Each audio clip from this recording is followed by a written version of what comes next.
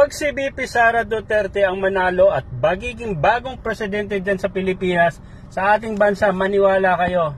Kung ano, kaguluhan ngayon, times 10 or times 1,000 pa yung kaguluhan. Pag si Duterte, VP Sara na ang papalit sa magiging presidente. Maniwala kayo. Tapos anong gagawin niya? Gagayahin niya yung style ng ama niya, yung war on drugs. Alam niyo naman siguro nangyayari dun sa war on drugs. Ang dami mga civilian ang nadamay, natigok.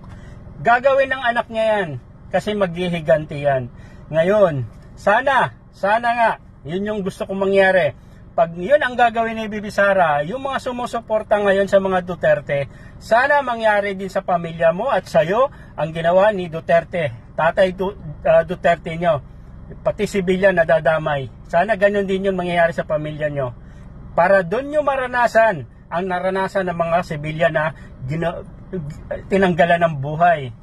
No? Sana kayo yung mauna. At doon nyo masabi, sana Duterte hindi kita binoto dahil pamilya ko dinamay mo or ako. Ganyan ang mangyayari sa iyo. Sigurado yan. Ang Pilipino ganun. Kailangan maranasan niya muna bago sa magsasabing mali. Sinusuportahan kita. Sana ganun. Di ba? Tandaan niyo yung sinasabi ko. Pag si VP Sara na ang magiging bagong presidente natin, mapabagsak niya si PBBM or sa 2028, maniwala kayo, mas lalong doble yung gulo dyan sa Pilipinas.